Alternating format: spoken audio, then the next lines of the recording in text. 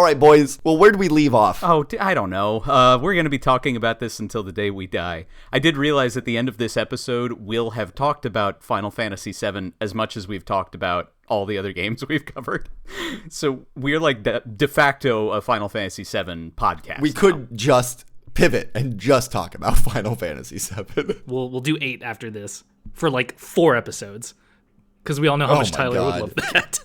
I don't want to talk about it. Today we're going to talk graphics and music. I think we'll probably spend a great deal amount. We'll spend a great deal amount of time. Y'all might notice a change in tone, you listeners. We are recording this at not our usual time. It's a bit late for some of us. So you're going to have to bear with it this episode. And I think you're going to enjoy it. The drunken wild Thursday nights. I just had a big box of mofongo with some fried plantains, and I'm feeling fresh and fabulous. And me, buddy, I am getting liquored up on a glass of ginseng tea. I just downed a salad. Shots, I have that mug. You have this mug? I have that mug! Listeners, because this is an audio podcast, it's a Troy and Abed morning mug from the Troy and Abed in the morning. Nights. Morning. Nice. I can't believe I don't have that mug. Well, there's only Troy and Abed. There's no third guy. Sometimes it's Annie. Kameron, I could be your Annie. You've always been my Annie. Thank you. That's all I've ever wanted to hear. Cameron's pretty young. We try not to sexualize him.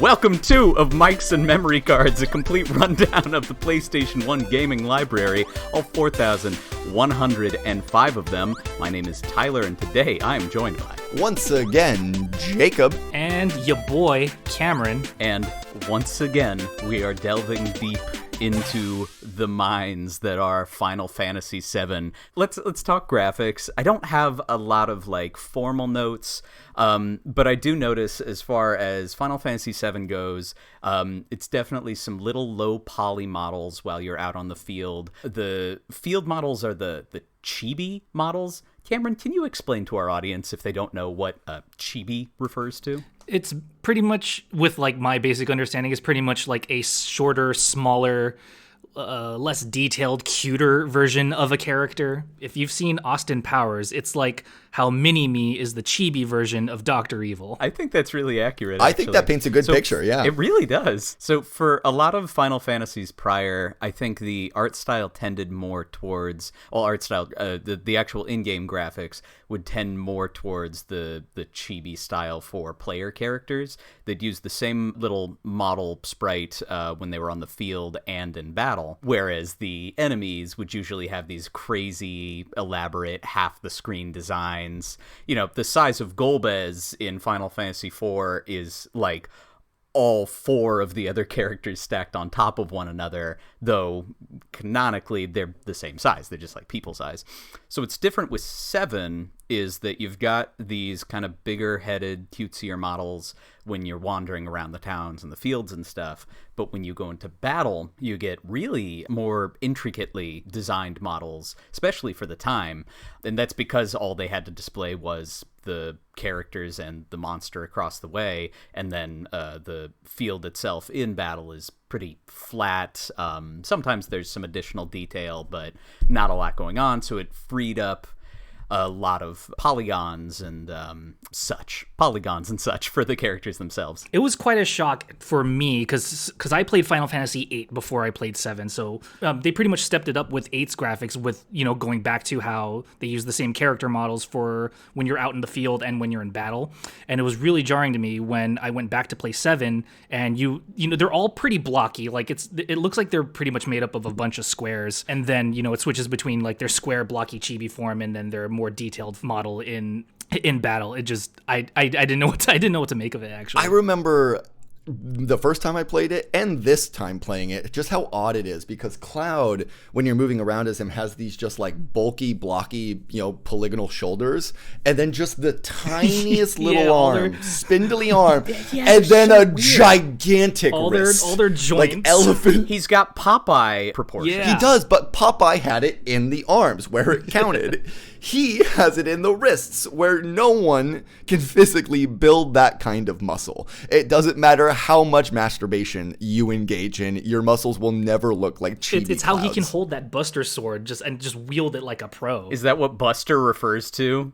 Buster nuts. He's just straight bussin' with that sword, guys. This is how we appeal to the kids. Yeah, how you do, fellow kids. I do remember the first time in this most recent playthrough where it shifted from that, you know, the map chibi form into combat, because it's like intellectually I remembered it, but I couldn't like imagine that shift, you know? And then it moved into it. And to be honest with you, I was kind of blown away. The way that the music sort of crescendos there at the very beginning of the battle, it moves in. Cloud just looks rad as fuck. And then I was all like, I don't know, like, why did games ever think that they needed to get better than this? Yeah. This was enough.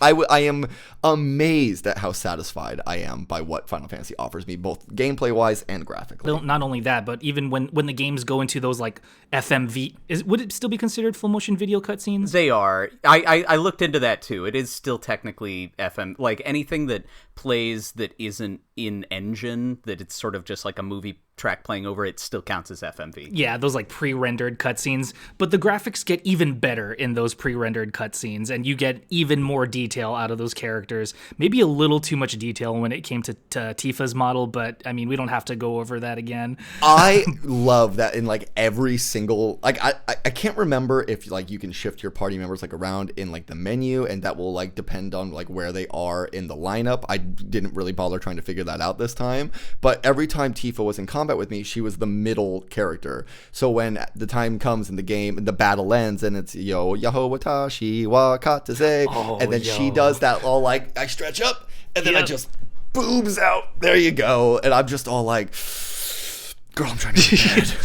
One more fight. I just gotta see it again. It's for the XP, I promise. Did you just quote an old Flash animation with the Yahawata Shiwa Kataze? I might have. It's something that Jasmine continues to do to this day. I know exactly And where that's from. you guys used to do it together, okay, like back so in college. we watched the same Flash animation.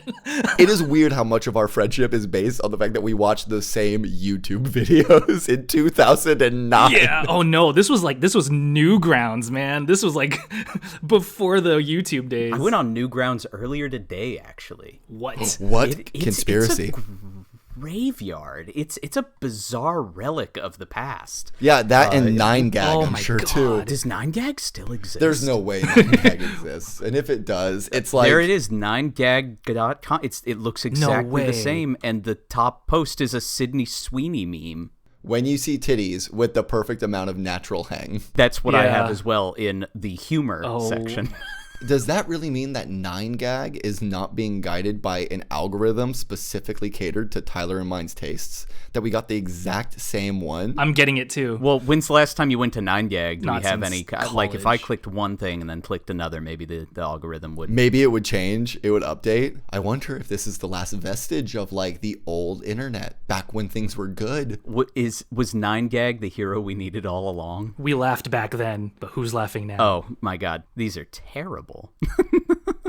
Final Fantasy VII is a good game. I'm losing ways to transition us back, but on graphics and FMV, there is, like, we were talking character models, there is sort of one other character model, which is those pre-rendered scenes. So there's points where an FMV video will play under the action that you're doing. So sometimes you remain that chibi form as like something is exploding in the background or something is taking off. Specifically, there's a part when you get to, I think it's Juon or Junction, the one where you're sending Rufus off, and you can get on this little lift thing and it descends and you can see the static image shift to Yeah. an FMV video as it goes down, and then it kind of, the artifacting goes away and it shifts back to an image once Yes. you've gone down this little lift. Yeah, and it actually, even like in the beginning too, in that first reactor, when it explodes, because I think there's like the camera changes angles, so it has to do that transition as well. But I think the first time you see Aerith as the flower girl in the first FMV video, and I believe she's like, actually the full FMV model. But then I don't think you see like Cloud, Tifa, Barrett, whatever, until you bust out of the Shinra headquarters on the motorcycle, and they move in a way that's like a little bit jitterier. You can tell it's certainly not like rotoscoped or anything. Those are people hand moving those legs.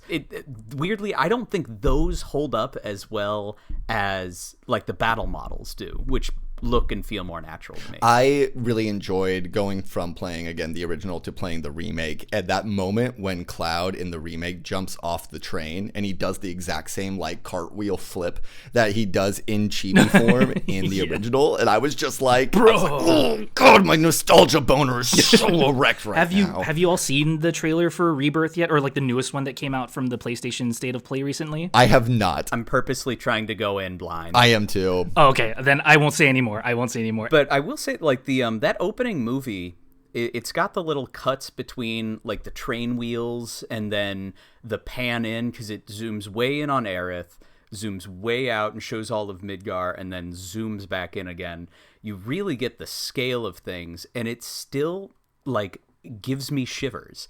And not like in spite of the graphics or despite the graphics, it just, the way that city is modeled, to me, I don't know if it's like kind of the retro future aesthetic, but it doesn't feel like it's aged. It still feels cool. And when I look at like some of the stills of the remake compared to just, you know, some of the static images from the original, it doesn't seem like there's that much difference, or at least in my mind's eye there isn't. No, I agree. I think, so here's the question I should pose to you guys. Like, is steampunk cool? I would say steampunk works.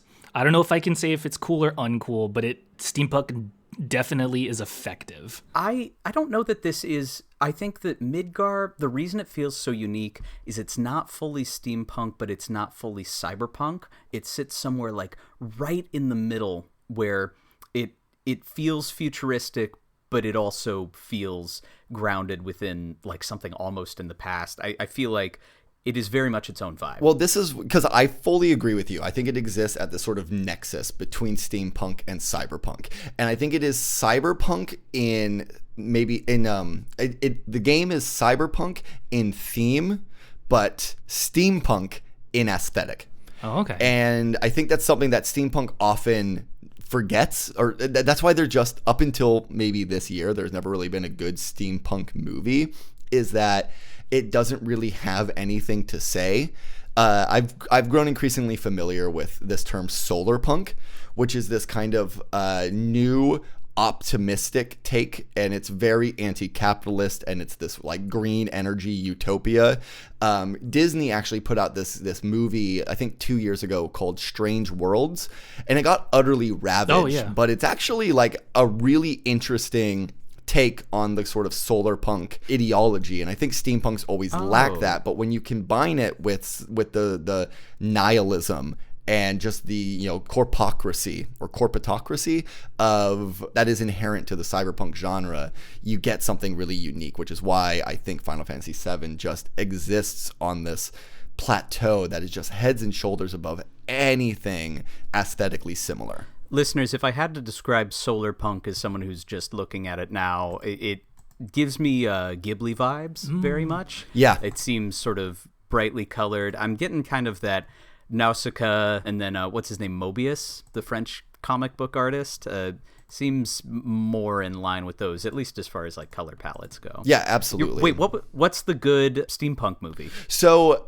good is a relative term, to be fair, but if you want to see that theme matched with that aesthetic, it's called Strange Worlds. It was a Disney film that came out a couple of years ago. It got totally ravaged. It came out like in December, so no one was interested in seeing it at that time. In the, like, collective consciousness. Yeah. I'm sorry. I thought you said that whatever good steampunk movie came out this year. Sorry. I thought you were talking about different No, things. I did say that. And that movie is Poor Things with Emma Stone by Yorgos Lanthimos. I do want to see that. I I did not know that was steampunk. It is so specific, and I think steampunk, again, it's not like so fully committed. Like, it's not top hats and brown goggles and twirly mustaches, but it is some twirly mustaches and some nice hats. Not nearly enough goggles, and you guys will love it. Emma Stone's so phenomenal in that movie. It'll make you feel like you're watching the best version of, well, Cameron will be able to sympathize with this, but Tyler, I even think you will too, of Maggie's movement class. Like, if that movement class was just synthesized into a performance, that's what Emma Stone gives, and it's spectacular. Okay. Leave that in and no one explain it. Baffle our listeners with our inside jokes will seem interesting. All of our listeners for these first 6 episodes are gonna be people who know us from college who will get that reference. No, they'll all be strangers we're gonna blow up on Reddit. We've had rich full lives before this. I continue to exist when the mic switches off. I don't know if you guys all continue to exist as well, but that's a fun fact about me. I can exist, but I have to either, when I'm home, I have to have my cord plugged in, and when I'm outside, it's got to be a sunny day to keep me powered up. Otherwise, I just utterly deplete. But thankfully, I live in Texas. You are the solar punk. I am the solar punk. Yeah, I actually, I stop existing, so my consciousness is really just jumping from point to point, and it's just this podcast every single time. Look, we got to talk about this game. We're very focused tonight. But I do have a legitimate question. How do you feel the game graphically holds up now? So if you gave this to someone who had only played their Fortnites and had only been sort of like into the modern gaming culture, so we're speaking to our Gen Zers and our Gen Alphas here, do you feel like the game's graphics would be a hurdle that they would not be able to get over? I think they would absolutely shit on it. I think so too, and I hate to say it. And I've actually had this experience, not with Final Fantasy, but I was playing Persona 4 Golden on my Vita, and my younger brother, who was like, I don't know, maybe like 9, 10 at the time, saw it, and these are like, you know, it was the Vita, so it was like PlayStation 2, you know, era graphics. And he looked at it and he's like, why does this look so bad? So I can only imagine if he saw what Final Fantasy VII originally looked like, or if anyone of that generation saw what Final Fantasy VII looked like, they would absolutely shit on it. I'm really torn on this question. I can't speak with the level of certainty that you guys are. I think the weirdest thing about Final Fantasy VII is the way it switches in and out of that like polygonal chibi graphics to the more realistic graphics, and like I can see that being a hurdle for people to get over because people just really aren't used to seeing the seams in gameplay and understanding that hey, sometimes you don't need it to be at its graphically best when you're just moving through the world. We save those moments to help you get into different moments in the gameplay. But I do think that the designs really do speak for themselves, and this is something I guess less to do graphically and more to do with a certain degree of timelessness to Nomura's designs. And I think people would see some of those battle sequences and just see Cloud, see Aerith, see Vincent and be like, nah, dog, like this is cool. This is really neat. I don't think that they would mistake it for anything modern, but there would be this kind of retro, oh yeah, like I'm sure some Gen Zers and Gen Alpha are like, yeah, I'm into Fortnite and whatever the fuck kind of gaming hub world that is. I do not get it. But there's going to be some like alt kids who are all like, nah, dog, nah. Final Fantasy VII, bro, that's where it's at. To be fair, those designs, like I'm just looking at Cloud's original design, you know, the very iconic him with the holding the sword behind his back, and then looking at the render for the remake, it looks the goddamn same. It does, that design has not changed at all in 20 years. And why would it? I mean, also you have to think about all the extra material that Final Fantasy VII has spawned and the sort of consistency of design you need to have in order to make that connection. But even still, like when you hit gold, you don't go panning again. I mean, you do technically. I guess that was the whole idea of the gold rush. But you guys get what I'm saying. Like you just don't, you don't settle for silver at that point. You got to keep leveling up the Mako.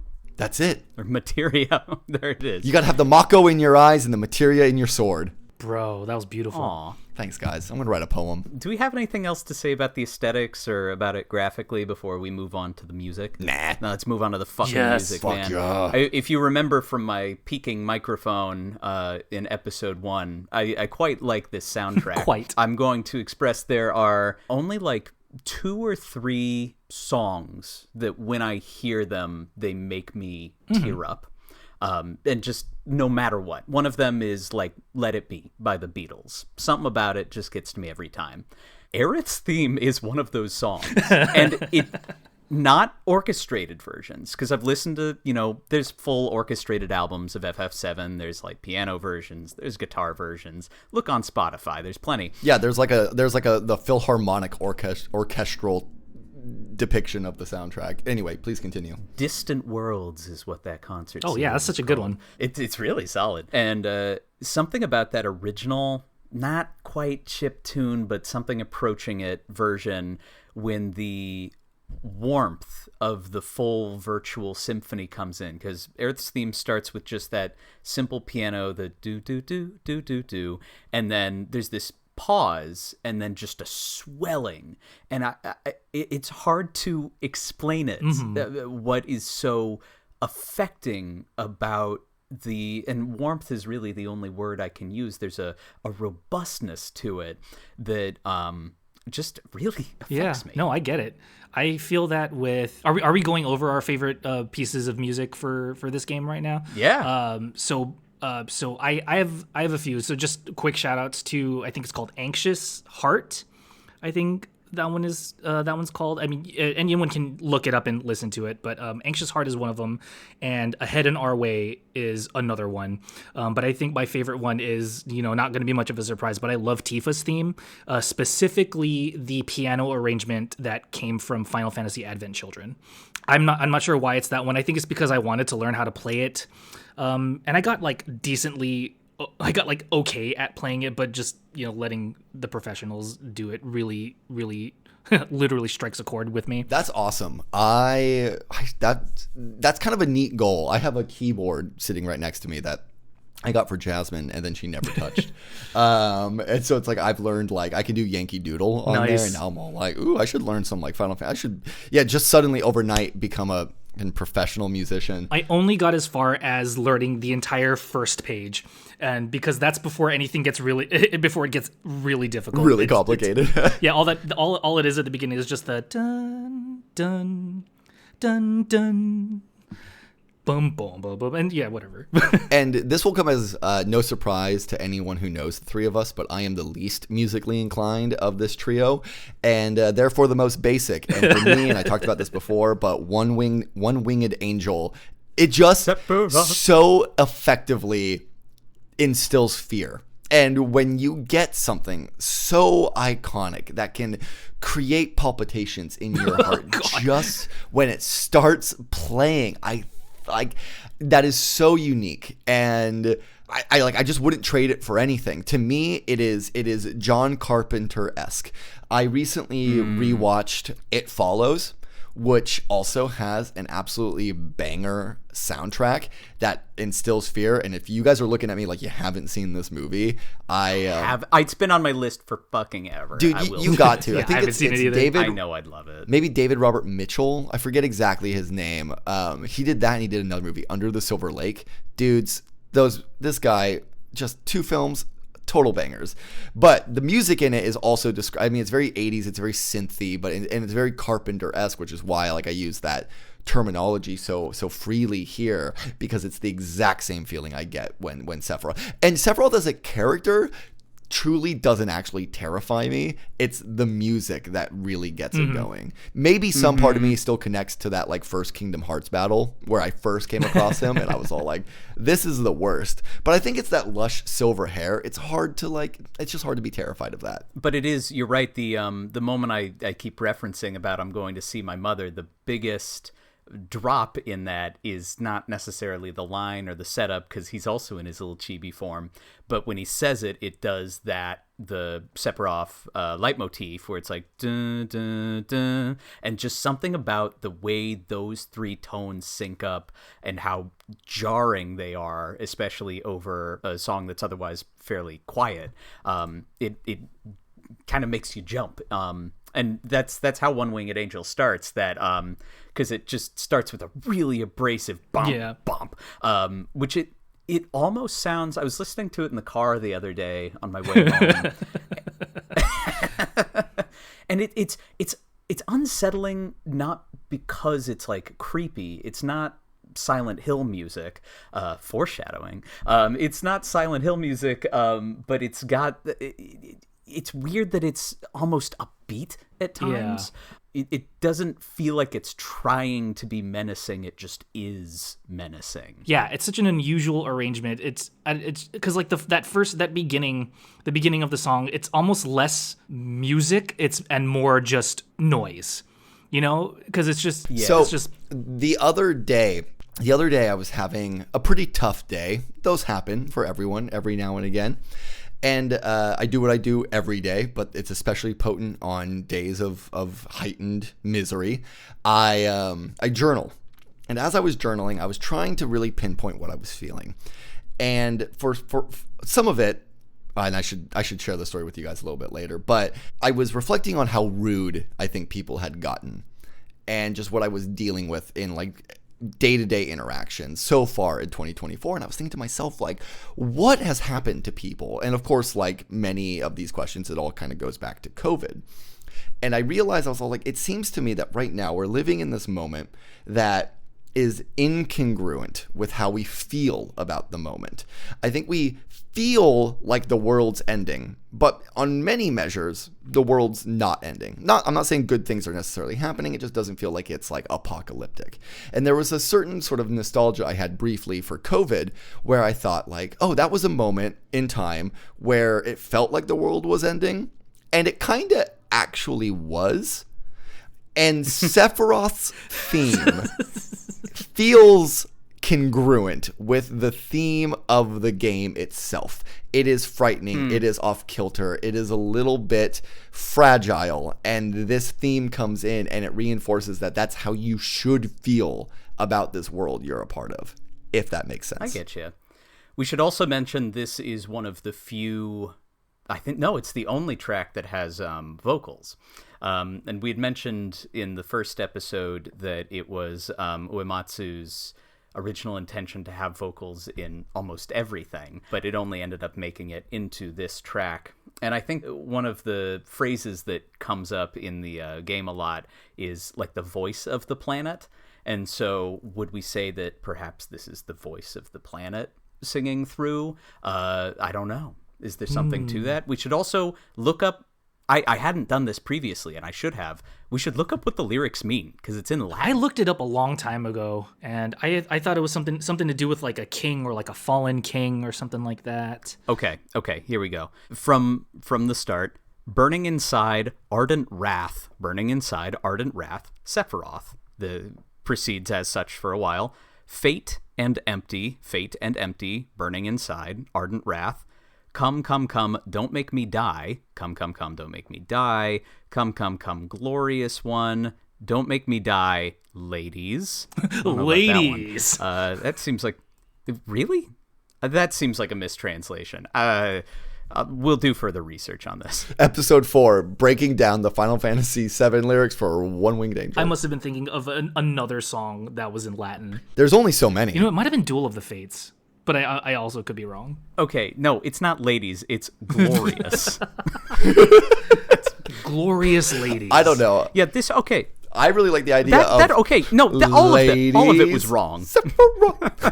Burning inside with violent anger, Sephiroth, fate monstrous and empty, come, oh come, do not let me die, come, oh come, glorious, do not let me die, glorious Sephiroth. The first one was like a Google auto-translate. I wonder if it thought it was Spanish or something. I'm curious. Okay, so here's a question for you guys. What would it take in your life, let's say you're a Cloud, what would it take for you to become a Sephiroth? burning hatred inside. Sephiroth. Just one bad day. Boy, just a couple more hours on the highway. Am I right, boys? A fourth episode on Final Fantasy VII. That's what would do it. The old ball and chain bossing me around. Oh, sorry. I forgot that we're millennials and not boomers. My bad. Do we any other music we want to shout out? I think, Cam, we got to mention that you and I in college used to sometimes just do like freestyle the battle theme. Battle we themes. did. We quite frequently, if I remember. Like a lot.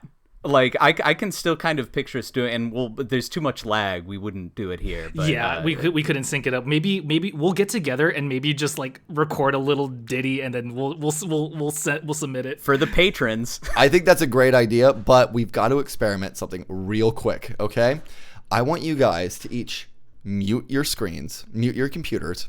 All right, make sure you're still recording, but just mute your volume. I'm gonna give you a countdown: 3, 2, 1, go. And then you both start. And I'm just going to let you go for like 10 seconds. And then we'll come right back. Are you guys ready? Oh, hold on. I'm just going to mute Tyler. Oh, no, hold on. That's fine. Yeah. Wait, can I mute? Sorry, I'm using Discord on mobile, so it's all funk. Okay. I'm just going to mute me, so then... Oh, okay. Should I just mute myself too then? Am I still recording? Okay, I am still recording. Wait, we didn't decide. Are we doing the boss theme or the battle theme? Battle theme. Okay. Okay. It's like... Dun, dun, dun, dun, Yeah. Don't spoil it. Do you usually do the melody? I don't remember. You did, right? I don't know. It was 15 years ago. Okay, we'll just see what happens. We'll find out what happens. Right. And 3, 2, 1, we're live. Dun, dun, dun, dun,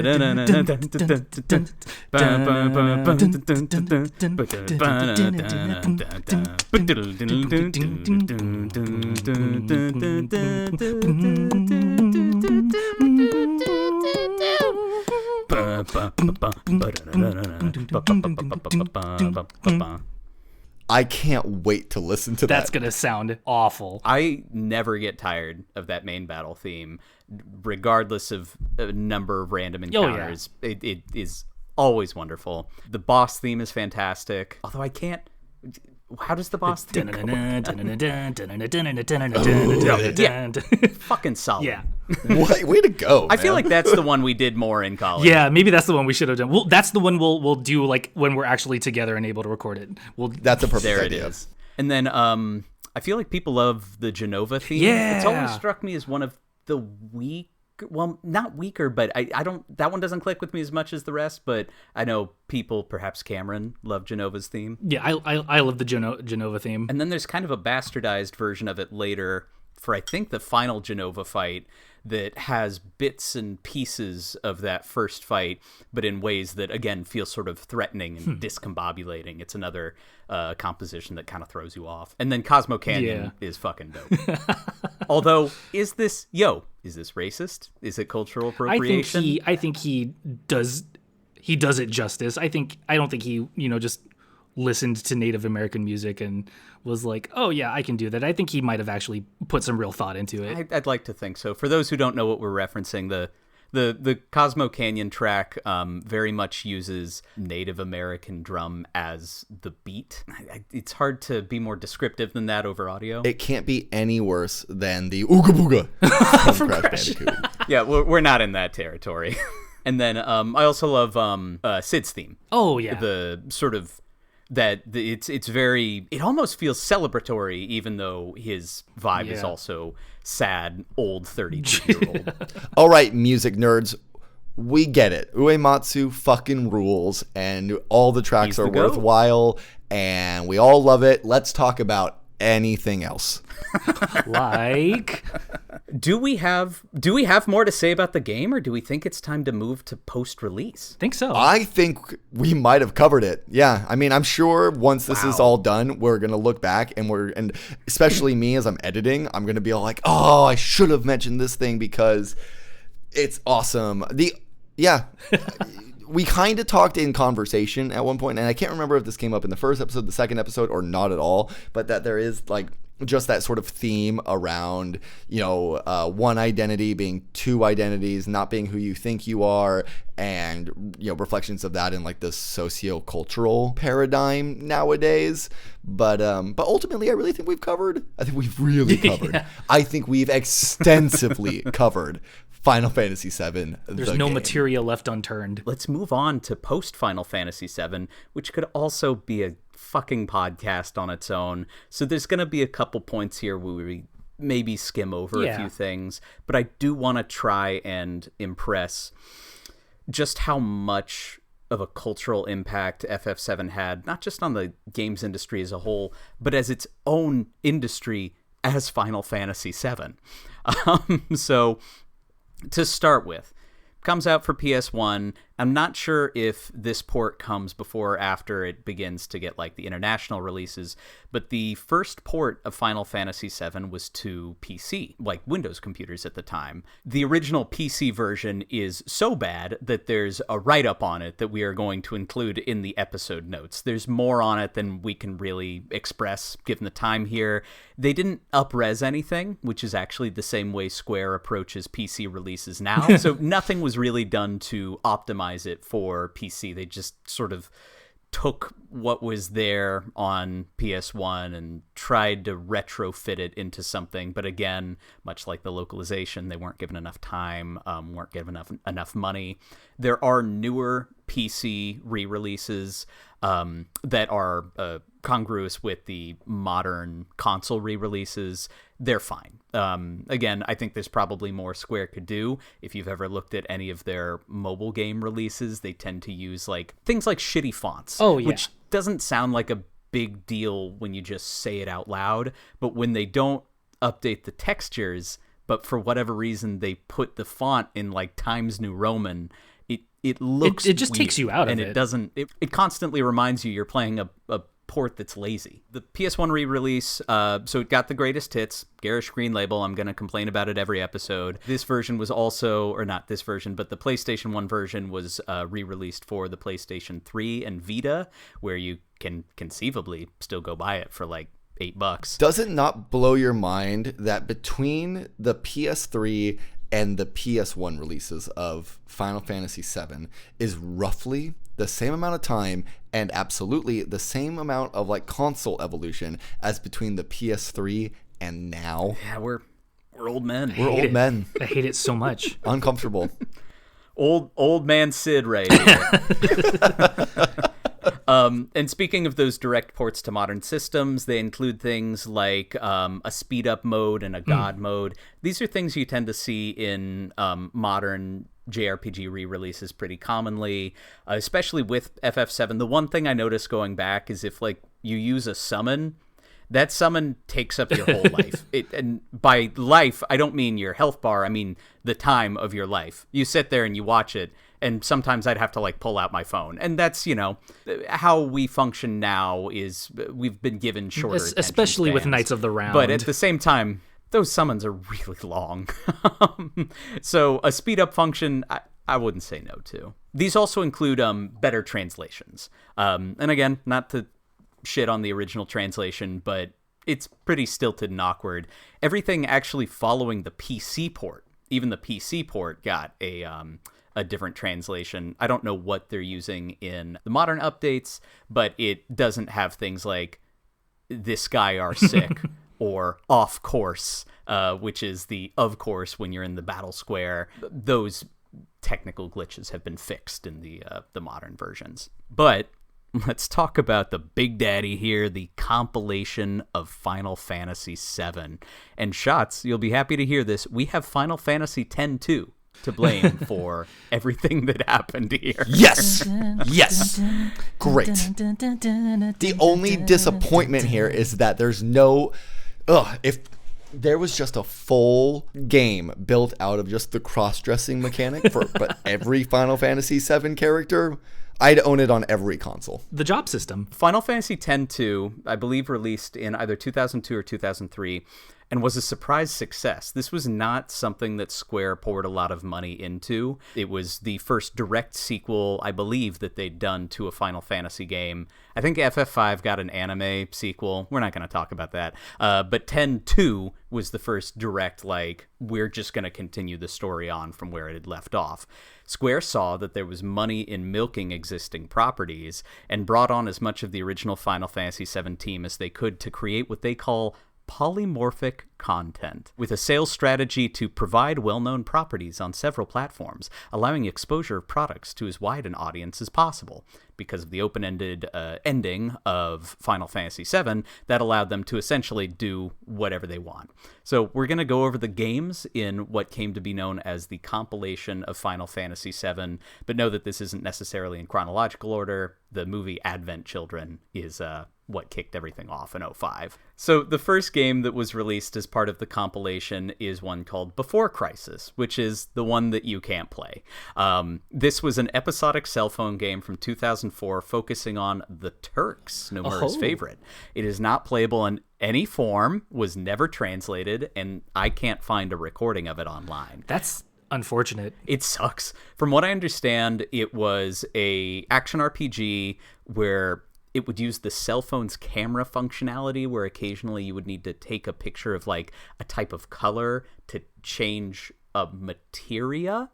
I think. But again, that's a cool idea. Is really tough to find stuff about. Yeah. Not really a good thing that you can implement easily, but a cool idea regardless. Which is why you don't see a lot of re-releases. This would have worked for like the 3DS. Oh, yes. It could also maybe work as like an augmented reality game on your phone. Oh, yeah. If like Niantic Labs had it. Yeah, especially since cell phones in Japan were just way ahead of us here in the States.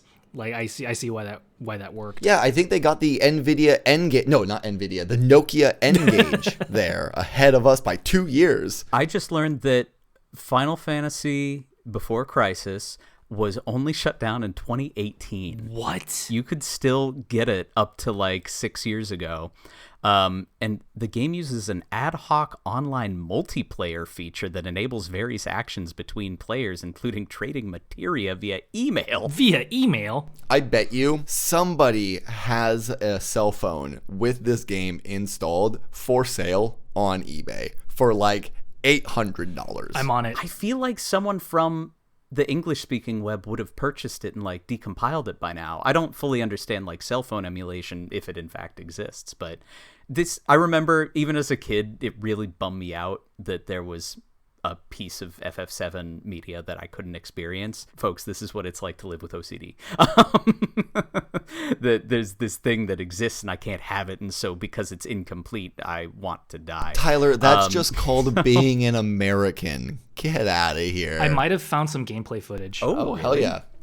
Dude, throw it in the chat. Let's take a look at it. Now, I do want to be careful. There is a fan-made re-release of it, or not re-release, but they made a version of it in RPG Maker that follows as closely as they possibly can. It's about the closest you can get to playing the game. I wonder if this is what I'm seeing then. Oh, this one, I found one that's from like 13 years ago, so this would be it. Dude, this looks just like the original Metal Gear. It does. It does look like Metal Gear. Interesting. It looks like maybe not that fun though. I've been bamboozled. No, it does not look fun. So we'll move on from this. The next game released in the compilation is Dirge of Cerberus, the Vincent third-person shooter from 2006, a very late PS2 release. Generally wasn't received well, but really defined the look of what FF7 characters would look like moving forward. Have either of you played Dirge of Cerberus? No. I haven't touched it either. I haven't either. I really always thought, I remember the cover with it's just like Vincent's, like, it's like, I think like 3/4 of his face on like the right side of the cover, and it just looked kind of badass. But I think at the time, I'm trying to remember what my relationship to Final Fantasy VII was. I wonder if I even thought it was cool when that game came out, because I might have just been like, it also was possible because he wears like he has the headband, right? And this is like peak Naruto era, And so I think I'm just like, I'm seeing that and I'm all like, nah, like I'm going to college soon. I'm good. I like, just in perfect modern YouTuber fashion, the first video that pops up when you search Dirge of Cerberus is one of those YouTube videos where the big bulky text over the thumbnail says, "It's good, actually."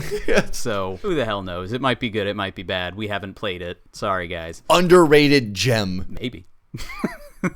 Following that is Crisis Core, a 2007 PSP real-time RPG prequel starring Zack, generally considered to be the best of the compilation games, which was then remastered for modern consoles in 2020. You can play this guy on Switch.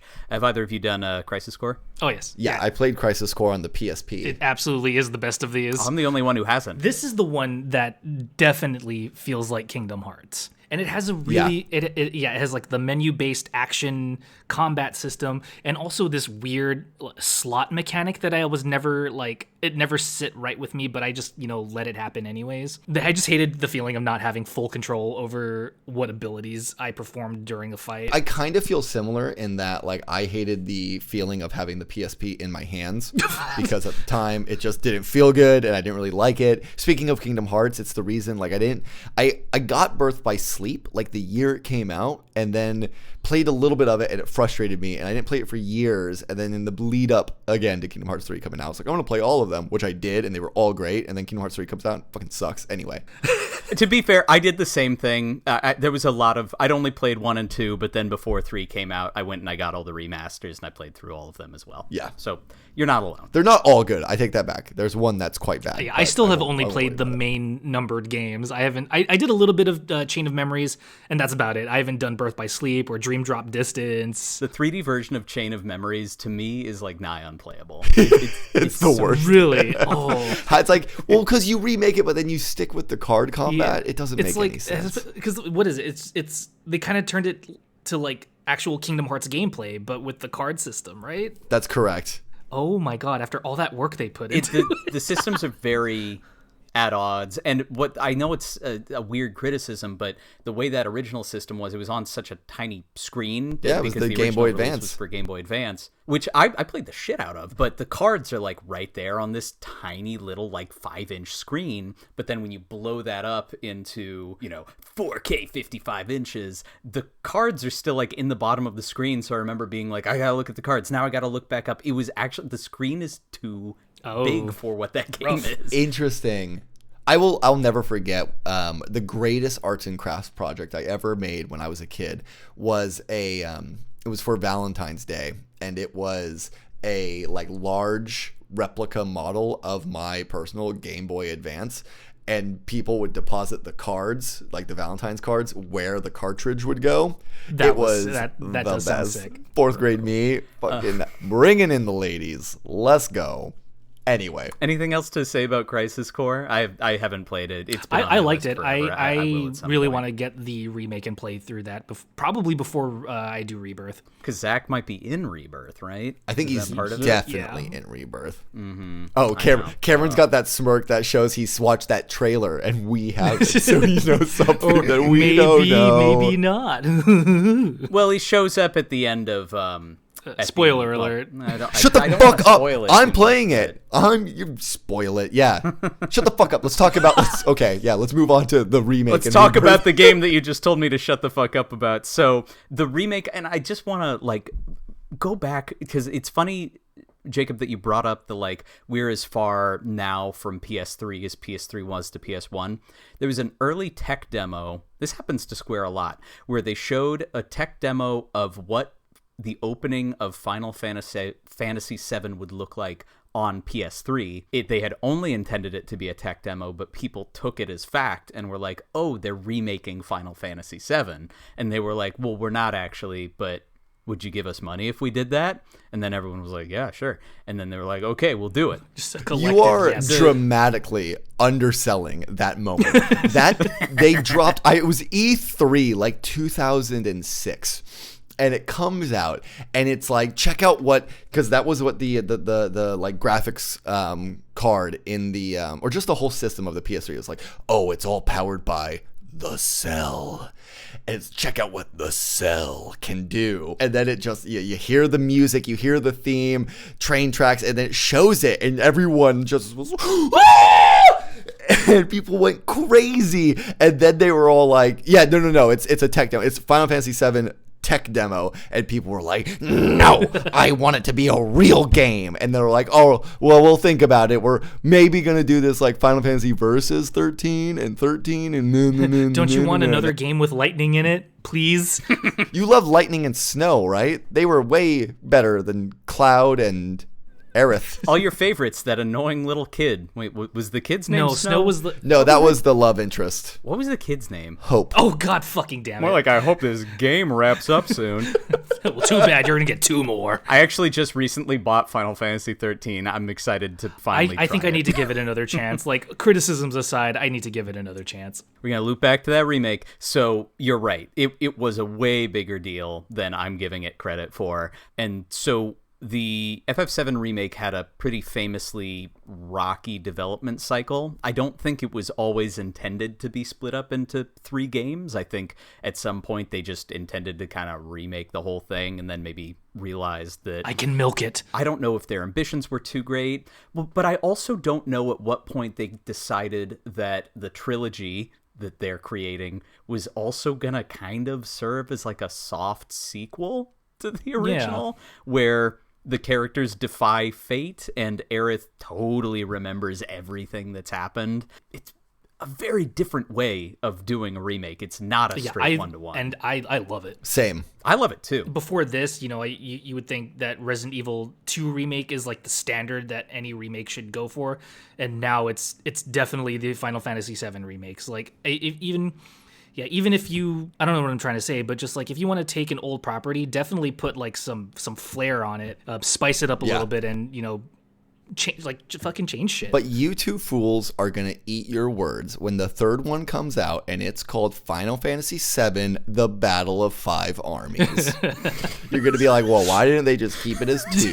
It would have been great as 2 games. Why even make a 3rd? Because Peter Jackson decided that he wanted to work at Square Enix, and he's like, guys, wait, I have an idea. Trust me, it's gonna work. We found a great role for Evangeline Lilly in part 3 of the Final Fantasy VII remake, and also I think Orlando Bloom is free, so someone should give him a call. Real talk, I would be so down for a Peter Jackson directed version of Final Fantasy VII. Just throwing that out there. We're burying the lead a little bit here, but the Final Fantasy VII remake covers only the Midgar portion of the original game, but expands it out into probably like a 30 to 35 hour experience. Oh, yeah. Follows things pretty directly, but really adds on some side quests. For me, the biggest thing is that it really fleshes out those characters.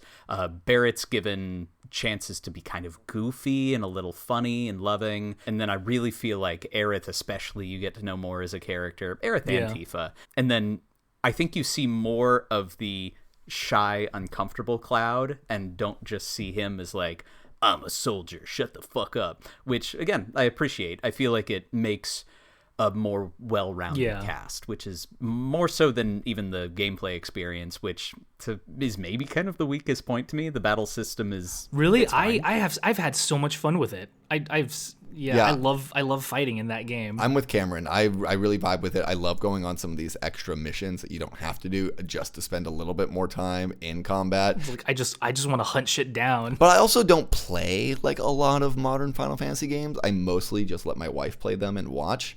This is like the one that was all like, I love Final Fantasy VII. Like I do want to play it. Like I'm doing a podcast episode about it, so let's play that game. And I've really, really loved it. And I also love how each character plays incredibly different, and they each have a role to fill. Yes. And I don't know about you guys, but I love to switch between all 3 of my party members just to kind of get a glimpse of what everybody's doing. I do take advantage of being able to pause in the middle of a fight to for lack of a better word, program some actions into the characters before you restore time, which I really like about it. But it looks so good. It just they all just look so fucking cool fighting. It's the first game I played on PS5, and I remember the first time I saw it moving in 60 frames per second because I played in performance mode. I was like, that's fuck, this is this is cooler than I thought it was going to be. Yeah, absolutely.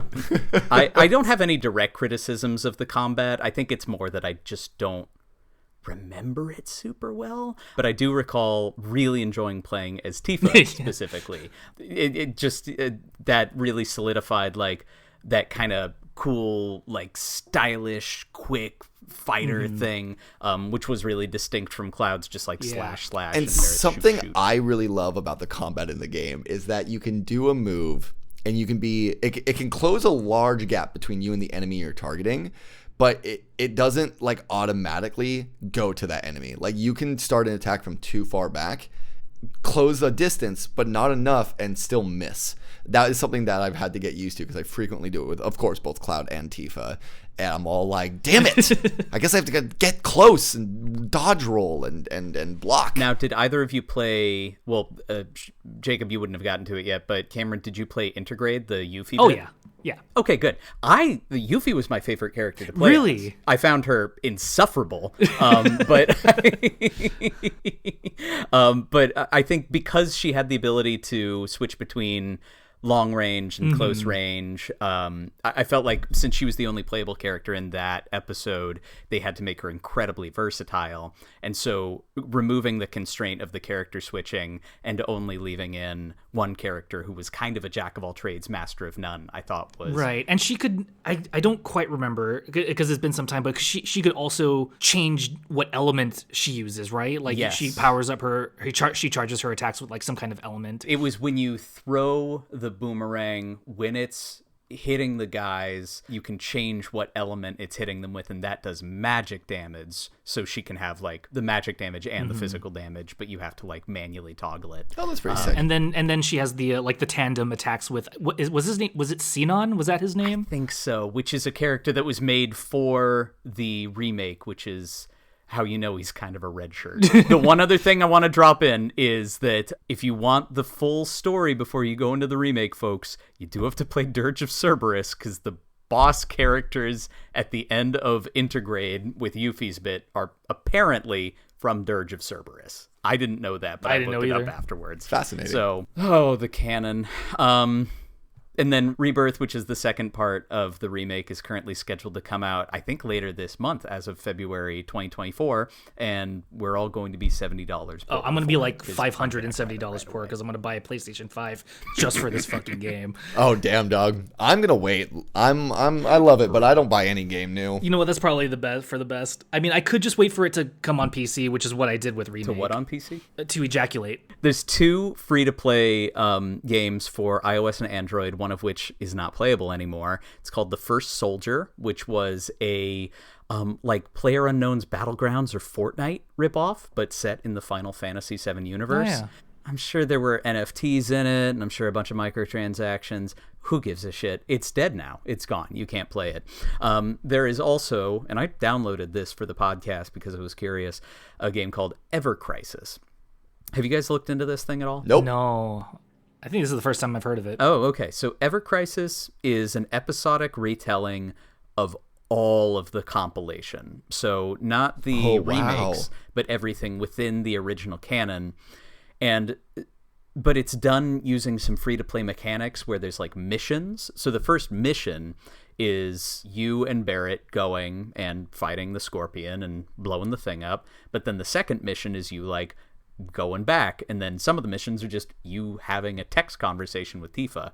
From what I understand, they're going to put out everything, including the only English way you can learn the story of Before Crisis at some point, but that is not currently out.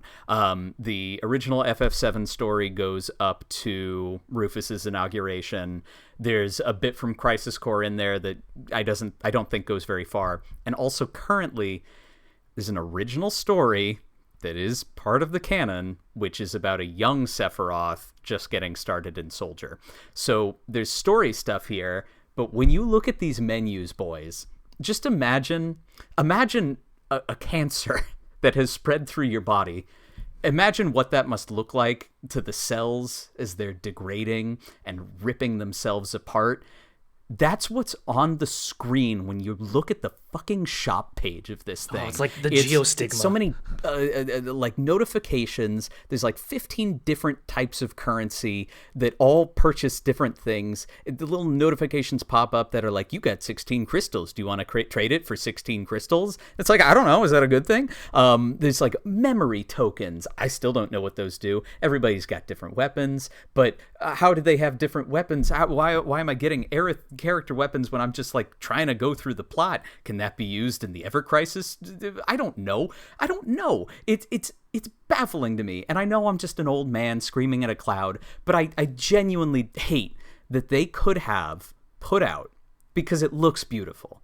It is the shiny version of the original games. It's like it took FF7, reskinned it in HD, because you're looking from the same like kind of top-downish perspective. A lot of the situations are recreated in, it might be Unreal Engine, I'm not sure.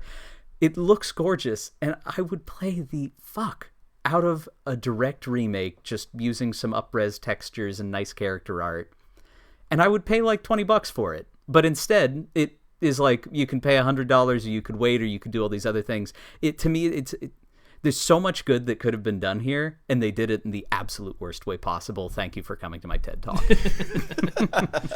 Sorry, I suggest you both download it. It needed to be said. It needed to be said. I love being recommended more rage bait in the year of our Lord 2024. Yeah, it's not like we need anything else to be mad about.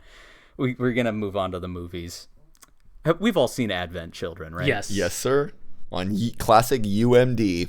Oh, you watched it on that? That's awesome. Can you explain what UMD is to anyone who doesn't know? So the UMD is a format that Sony introduced with the PlayStation Portable. Sony has a history and kind of got a little bit up its own ass about kind of deciding the direction that home video was going to take. That's what allowed the PlayStation to be so successful, choosing discs over cartridges. Obviously, there's much more to go into in this story. Same with the PS2, opting for DVDs, and then, of course, Blu-ray against the 360 between Blu-ray and HD DVD.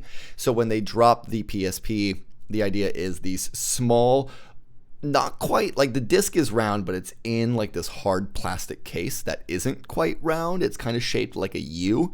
And that was what they were like, we're going to distribute digital media this way. Of course, they weren't predicting streaming, and that is basically what effectively put it to an end, because streaming was the ultimate mobile video service, and you didn't need to have, Ghostbusters and Spider-Man 2 and Final Fantasy Advent Children and be building your UMD collection like idiot child me was starting to do. These sound like very specific examples. I don't know what you're talking about. I have a very specific memory, and this will make UMD live in my heart a little bit forever.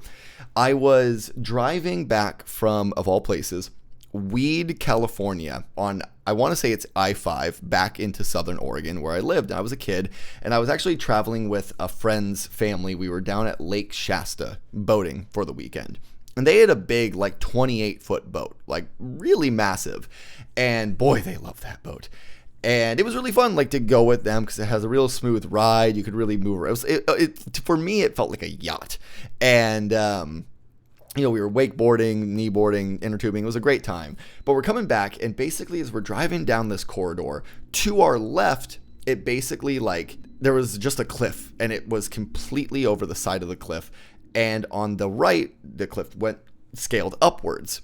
And I'm watching Spider-Man 2 on UMD on my PlayStation Portable, and it's the scene like at the beginning when Peter Parker's just like riding on the moped and the Spidey sense goes off and he's delivering pizza and he like flips up because a taxi, like a stolen taxi, like rams into it, and he's all like, "Oh, I gotta be in Spider mode." And at that exact moment, I just sort of casually look up, and outside the window to my left in the back seat of this car, with Spider-Man, and I see the boat that we were towing passing us on the left side of this corridor, again with like the cliff just dropping off, and I don't register it. I go right back to watching Spider-Man 2. And that's when it clicks, and I was all like, wait. And I look at that point, everyone in the car is all like, what the fuck is going on? We got very lucky where like the trailer basically just dug into the asphalt and it slowed and then kind of careened off to the right, and we were able to get, well, I think we actually braked and allowed it to go in front of us, but it was just like, holy fuck, dude, like we could have just been destroyed by this boat. Yeah. It was very lucky. Jesus. Imagine dying watching Spider-Man 2 on UMD. He died as he lived. I too had a PSP. I did not collect the UMD discs, but somehow I owned two. Like, one was a collection of music videos, and I don't remember what all of them were. I know there was a Coheed and Cambria song, and then a song by the Zootons, who are legit good. I love the Zootons. But then the other movie that I had was the Family Guy movie that was like he goes to the future, long and uncut Yeah, or I something. had that Yeah, and one he too. like talks to his future self. What is it, like the Stevie story? I don't know. But I remember, since like I didn't really have anything else to watch at the time, and I don't think I had a smartphone at the time, I would just watch this movie on loop on lunches at high school, because I was in my saddest boy period where I only had like 2 friends or something. And so if one of them was sick, then I was just sitting out behind the cafeteria, eating my sandwich myself and watching the Family Guy movie over on loop. And I remember not understanding one of the jokes for a very long time. There's a point where oh wow, I don't remember any of their names. The mom is teaching Lois. Meg, Lois, thank you. Lois is teaching Meg about like what boys are gonna do when they date, and there's a zoom in on Lois's face, and she's like, now this is what it's like to eat out. And then it like pans out, and she's like sitting at a table, and then goes, That's at a right. fancy restaurant. Yes. She was talking to Chris. She was talking to her son for that part. Oh, it was Chris. Because Peter Okay. was teaching Meg I'm about wrong.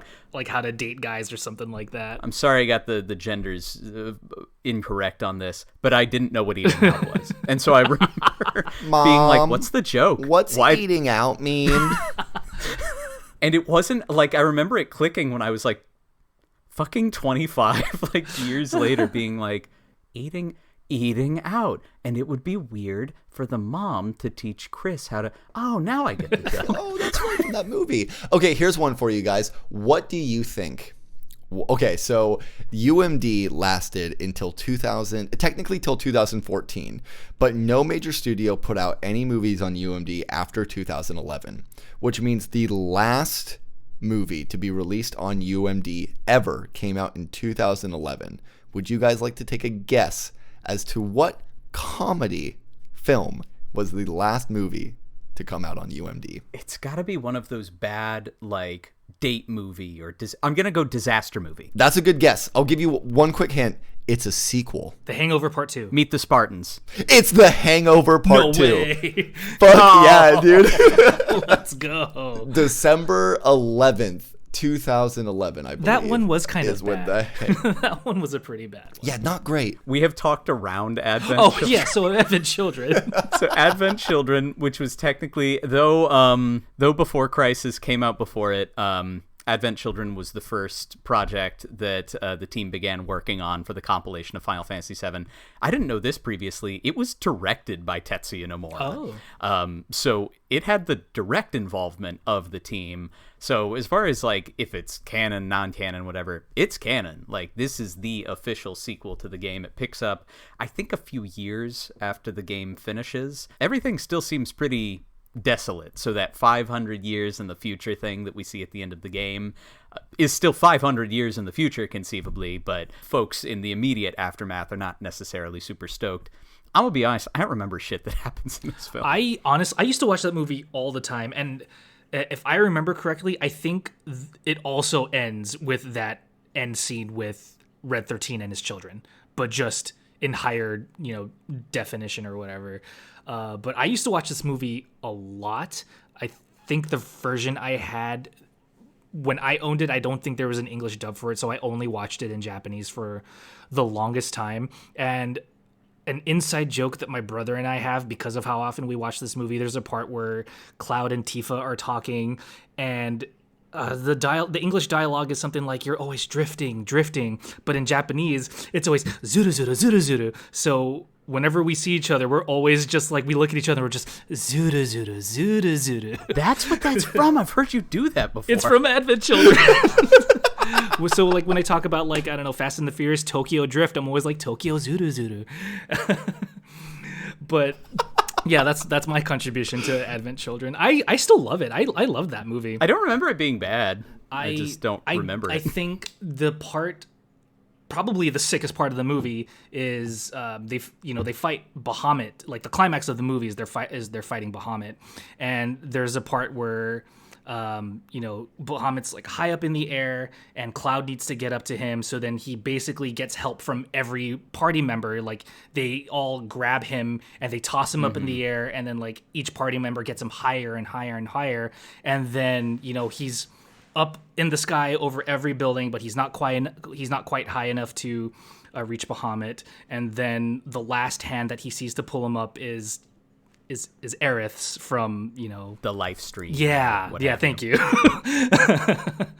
And that really hit me. Like, the rest of the movie can be, you can kind of laugh off as like, oh, this is kind of like cheesy Final Fantasy BS, but that really hit me like real good. It really does feel like, okay, let's do a Final Fantasy CGI cutscene. Like, here's the FMV from the game, but we're gonna do 101 minutes of it, which isn't necessarily bad. It's just that has a very distinct style. And they were desperate to improve their, like, movie making. What am I trying to say? They were desperate to improve their image after the absolute disaster that was Final Fantasy Spirits Within. Yes. Also, I need to correct myself. Have you guys seen that movie? I have not. I saw it. Oh, go ahead. Sorry, just real quick. If anyone listening is gonna be like, oh, actually, that wasn't the climax. I just remembered that them fighting Bahamut is not the climax of the movie. Something else happens later on, and I don't know if I'm okay to spoil it or not, but I won't say it. Something else happens later on. So there we go.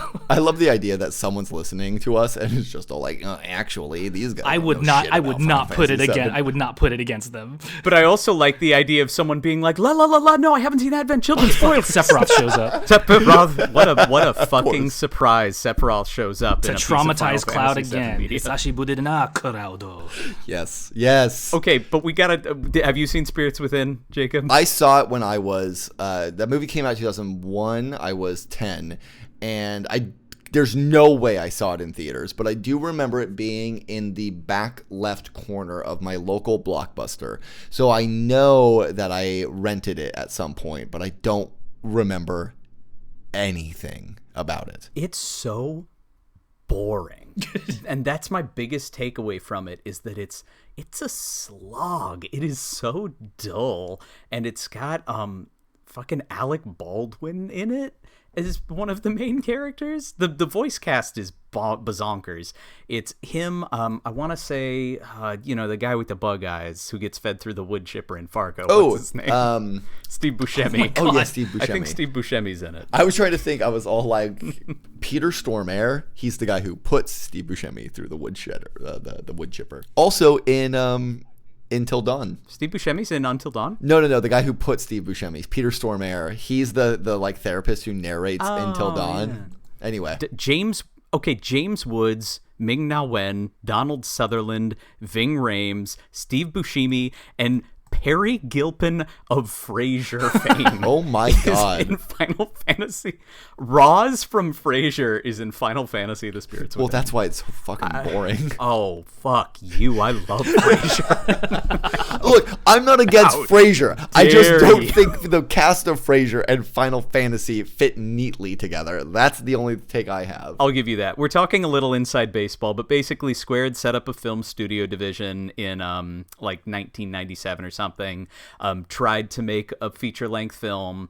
I think Sakaguchi directed it. I shouldn't have closed that Wikipedia tab. No, I'm pretty sure that's correct. It is. Sakaguchi directed the film Final Fantasy The Spirits Within. Poor guy. Critics despised it, and it wasn't one of those things where it's like, critics hate it, but audience, reception since has been mixed or something. Fans love it. They made this one for the fans. It's bad. It has nothing to do with any of the pre-existing Final Fantasy properties. It's like dudes in space fighting off like ghosts that are aliens. It doesn't even include any like Final Fantasy lore or like Final Fantasy staples. Like did they even throw in like a chocobo or like a Moogle in there at all? Maybe it's like an image in the back, but I think they were really trying to make it like they were trying to disassociate with Final Fantasy, the game brand, and I think really branch out. Maybe they would have developed more into some of those staples if this had been popular, but it wasn't. Everyone hated this thing. And so the fact that they did another CG movie 4 years later is kind of surprising considering how badly that first one was received. But since they were basing it directly on Final Fantasy VII and Advent Children went straight to DVD, this wasn't something that was released in theaters, at least not in the US from what I can tell. So it's slightly lower stakes and some guaranteed sales from weeaboos like us who were going to buy it no matter how bad it was. And it ended up fine. You know, I think it's definitely fan servicey, although not in the way you'd think because Tifa is more covered up. They redesigned her costume. We love that for her. And I feel like this is the costume you see her in more commonly now, which she may have been wearing in Kingdom Hearts now that I think about it. I think you're right. I don't recall. So that's kind of it's like, it's still like a crop top, but it's like a crop top, like black jacket.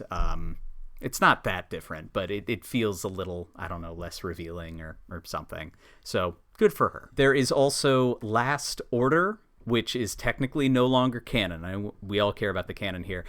This is an OVA about the destruction of Nibelheim. It's pretty hard to find these days, which I typed that, but then I Googled it, and the first thing that came up was a YouTube link to watch it in 4K. So actually, it seems like you can find it if you want to pretty easily. I don't have anything to say about this. I didn't watch it. Sorry. That's okay. Fine.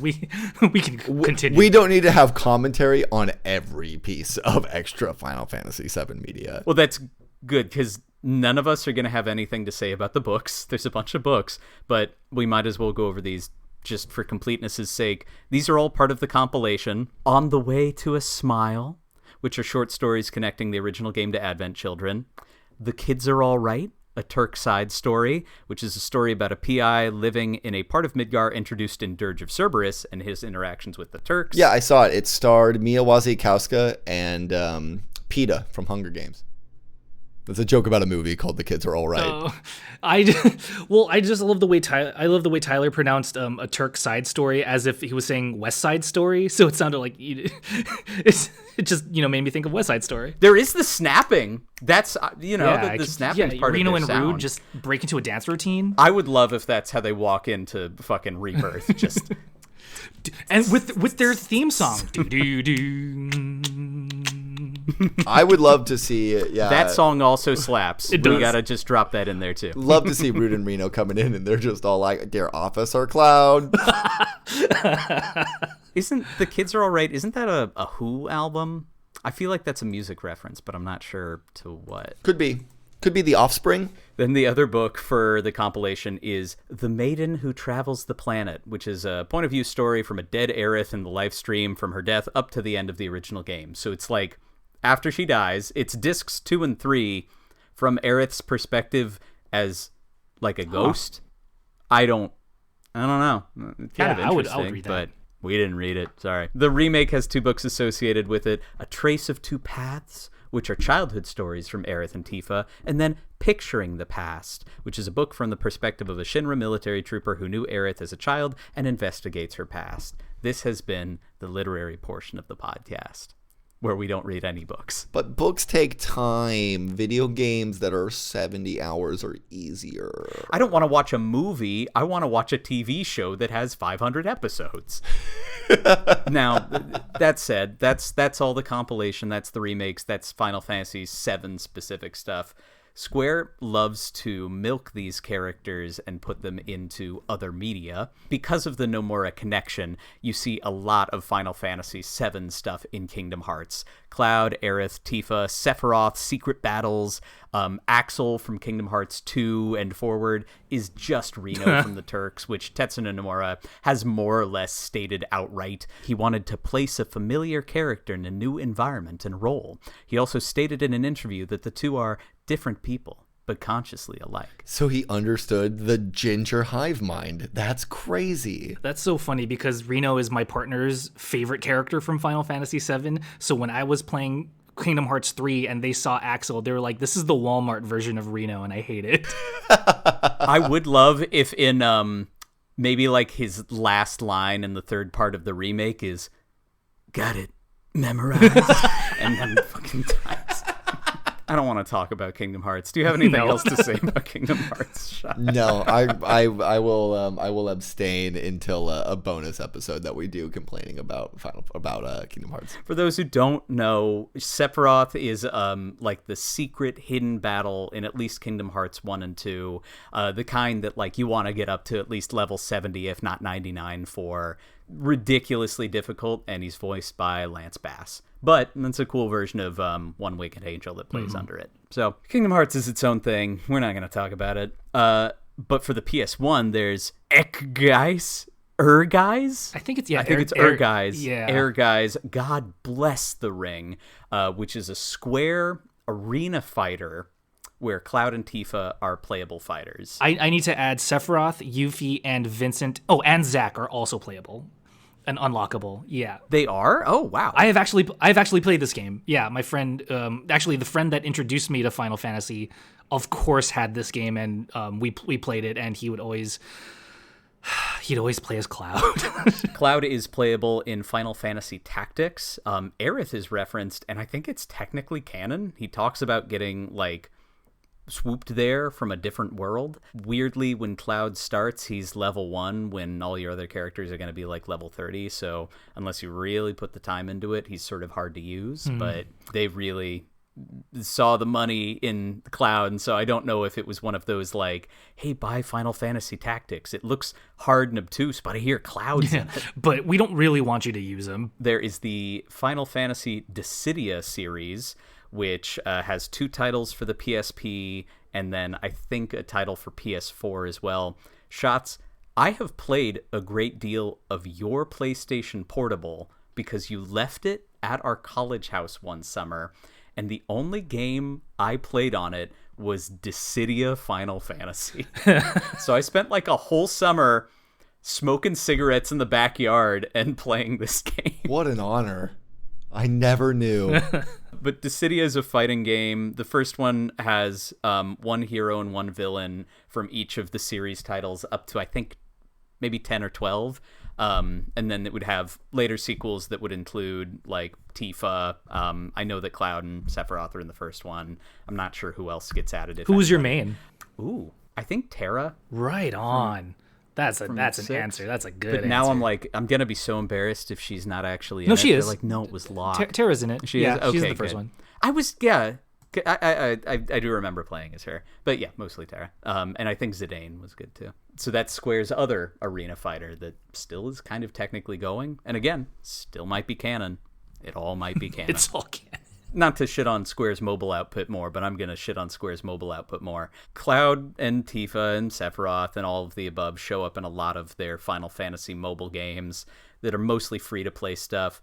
I'm one of the idiots that bought a game called Final Fantasy All the Bravest. Do you guys know what I'm talking about? When I reference this thing? It was like their first mobile output, and it was like this pixel arty style where your phone would look like those old battle screens from 4 or 5 or 6, and it had all the heroes from all of the Final Fantasies, but the gameplay boiled down to you would swipe them on the right of the screen with your finger, and when they were activated they'd go jump and attack. It cost money to buy this thing, but then there was also microtransactions to like do the gacha mechanics to get more characters. There's also Final Fantasy Record Keeper and Final Fantasy Brave Exvius or something. I only know these because they show up in Theatrhythm Final Bar Line, and that game slaps. The Theatrhythm series is great. It's another one I can reference, but that's it's a rhythm game based on the Final Fantasy series music. You either tap in a little battle screen on the 3DS, or the modern ones you just like move the sticks and hit buttons. They're great. It's worth your time. Those are fun. Those are the only side things I'll be like, yeah, that one's good. Also, Cloud and Sephiroth are playable in Smash Bros. Yeah, I mean, their reveal trailers were fucking iconic, I thought. The Sephiroth reveal trailer was literally just a scene, just a redirected scene from Advent Children. Oh, really? Yeah, well, I mean, I say that, but I mean, like they basically just had him and Cloud fight, and it was pretty much Advent Children, like how they fought in that movie. Okay, cool. Doesn't he stab Mario? He stabs through Mario, like it goes through his like overalls, and he just hangs on it. But like they do like a little silhouette to make it look like he fucking killed Mario, but he's actually just hanging. The silhouette. Yeah, he's is what hanging I'm saying. from his overalls. Final Fantasy VII had, of course, a lot of influence on other games. I would think that Aerith's death at this point is pretty iconic, and to me represents the beginning of like spoiler culture, where there was such a thing as a spoiler in a game. Whereas previously, like Chrono Trigger, I guess, has some character deaths, but they are, or at least Chrono's is reversible. And then characters would die in some of the other Final Fantasies and such. And, you know, there's plot points, but I really feel like that kind of like Aerith's death as a plot point that you either know or you don't know was sort of a gateway to the way that we treat plots and spoilers and stuff now. But that could just be me. No, I agree. Yeah, I'm so very confident that there was nothing really before Aerith's death that would have shocked audiences. I can't think of any. Yeah, is there maybe like a someone revealing that they're like the main character's father after chopping off their hand? No, not ringing a bell.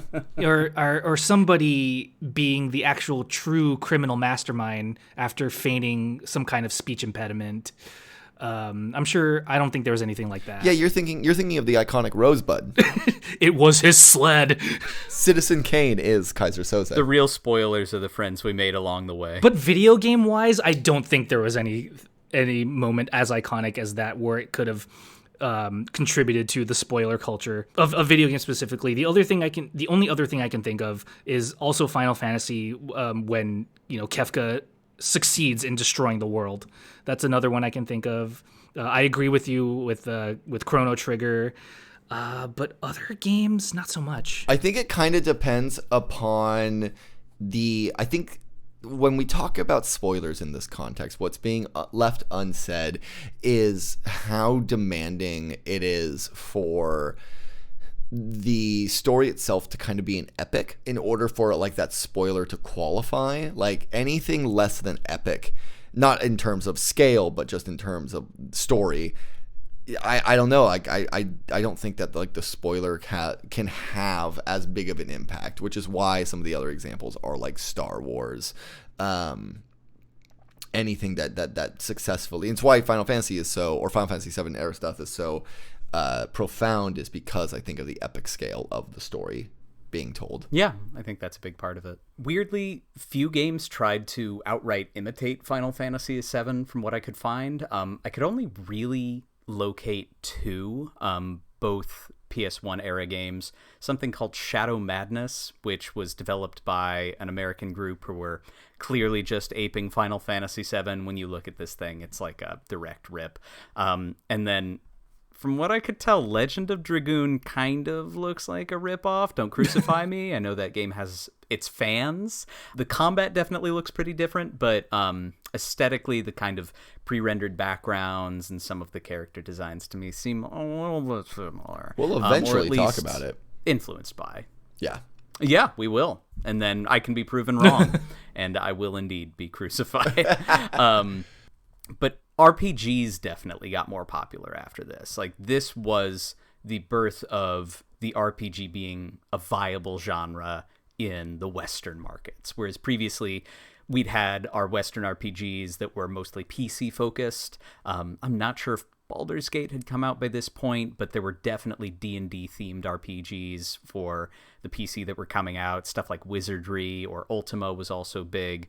But this made things accessible for a wider audience because it was not so wrapped up in convoluted D&D systems, or sort of required you to really pour a lot of hours in. You could really just jump in and start playing. So it was really a landmark in that kind of game becoming accessible to a console market. There's a lot of JRPGs that we still don't get localized over here, but there are a lot that without Final Fantasy VII would not have gotten localized. I don't think we would have seen things like Grandia or even Suikoden had come out, I think, already at this point. Wild Arms. But I think there's a number of other series that would have been considered too fringe or too weird that we did end up seeing. Live Alive. Man, well, yeah, 20 years too late, but I think Wild Arms... Now, is Wild Arms pre-FF7 or post? That's a good question. Wild Arms released December 20th, 1996. So, yeah, I believe so. So, yeah, they were the biggest thing on the market for a month, and then Wild Arms was immediately overshadowed. Oh, wow. It's a shame. Tough break. I love that game. Oh, I think Sorry, the first Wild Arms. Persona came out, and I think just the general Shin Megami Tensei games were also out by this time. And Persona's a weird one, which we'll get around to covering, but it's, I think, one of the first Shin Megami games to get localized over here. They were trying to use a moniker called, like, Revelations, because Shin Megami probably sounded too Japanese, to appeal to a wide Western audience. And then eventually they were like, fuck it, just release them as is. Turns out people loved it. 1996, yeah, that would have been pre-Final Fantasy VII as well, in September. So they had 4 months to be the most popular one. Before we wrap things up, though, I do think we should do a couple quick postmortems on the 4 main players from our first episode. Hironobu Sakaguchi would stick with Square up through Final Fantasy X-2 and worked on most of Square's iconic releases on the PS1 and early PS2 era. When you think of that Squaresoft vibe from around that time, I think mostly you can thank him. He departed the company in 2004 to found independent studio Mistwalker and defect then one more time from Sony to work primarily with Microsoft, who helped fund the studio Mistwalker, and would try their goddamnedest to keep making big JRPGs into the Xbox 360 era with Blue Dragon and Lost Odyssey, which are games that are perfectly cromulent. I tried playing Lost Odyssey recently, and I couldn't. It's very slow. It's fine. It's a slow moving game. It moves so slow, dude. But then after directing the last story for the Wii, he's actually made some pretty good RPGs for mobile, including titles such as Terra Battle and Fantasian. While he's done well enough for himself, I do think it's hard not to be a little disappointed with the shape of his career post 2011. I sometimes dream of, like, if Sakaguchi had just stuck with Square, if things would have maybe turned out a little different, but who knows. Yoshinori Kitase would go on to direct Final Fantasy 8 and 10, so the worst one and the best one, before going on to produce for much of the Final Fantasy series as a whole. If you don't like the vibe of Square starting with the PS3 and 360 era, in general, I think you can blame him, because he seems to take over as producer around this time for a lot of those titles. Sometimes I dream about if Kitase had gone on to create a studio called Mistwalker. What could have been? If these two men had switched lives Freaky Friday style. Kitase would work on all the other compilation of Final Fantasy VII games as a producer, making him just as, if not more, involved than Nomura in the Final Fantasy VII pipeline, though for some reason I still tie Nomura with it more. And speaking of, Nomura was definitely the breakout star of this whole affair. He's heavily involved in all of Square's work following Final Fantasy VII, doing character design when he isn't directing games. And he directs a lot, particularly the Kingdom Hearts series, his Little Baby. He directed, I think, every title in, excluding the mobile titles and such. Nomura also directed the Final Fantasy VII Remake and Rebirth, which can feel a little like Kingdom Hearts games sometimes themselves. Please do not at me. Just... play to the end of the remake to know that I'm right. The last couple of bosses feel very Kingdom Hearts. And lastly, Nobuo Uematsu, who would also break from Square in 2004, but would instead go freelance. He did work with Mistwalker titles with Sakaguchi, but would also still work with Square on occasion. He contributed a track to Final Fantasy XII, a couple to Final Fantasy XIV, and a fantastic track that plays over the end credits of Remake called Hollow. It's very good. He would go on to form the band The Black Mages, playing keyboards in progressive rock covers of his own goddamn compositions, both on their 3 albums and in live concerts. I don't know that he's made anything quite as iconic as his tracks from those first 10-ish games. Uematsu still gets plenty of work as a freelancer. and he's doing fine. Oh, yeah. Following its release, Final Fantasy VII would, for some time, be regarded as one of the greatest games of all time. And for what it's worth, it sits at a 92 on Metacritic and reached perfect scores in several gaming outlets at the time. I could go through all of the best of all time lists that it's been on, but to summarize, you'll see it at least on those kinds of lists, if not near the top of them, from Famitsu to fucking Time magazine. And yet, it has not been immune from retrospective criticism, and also lands on several most overrated games of all time lists. It's been derided for not advancing its gameplay further, reductive representations of black people through Barrett's characterization and language. Tifa uses the R word at one point. I don't remember that. Despite some of its futuristic trappings, it says they're climbing up the stairs. She says, "Don't be a R word, Barrett." She does say that. I remember saying that. Not my girl. Like, oh, not my baby. It's bad. And that's not to say that some of the criticism leveled at Final Fantasy VII for some of its cultural stuff, especially in its depiction of Barrett, which just sometimes the dialogue, I don't know if it's the translation, does read as like a weird Mr. T ripoff. It's a little problematic. Despite some of its futuristic trappings, it's still a game of its time. We were in that mid to late 90s era where things hadn't balanced to a more acceptable level that we are approaching these days. It's older. Now, I think many of these criticisms are valid, and I will admit that playing through this for the podcast occasionally left my enthusiasm for the game feeling a little drained.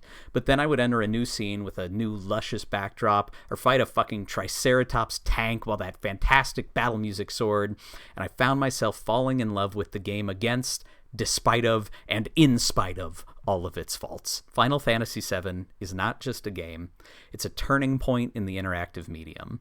And though people may love to shit on it now for having confusing, bordering on nonsensical plot lines and an emphasis on storytelling and visuals over gameplay, there is no denying that it was a turning point for Square, Sony, and anyone who even had a passing hobby in RPGs.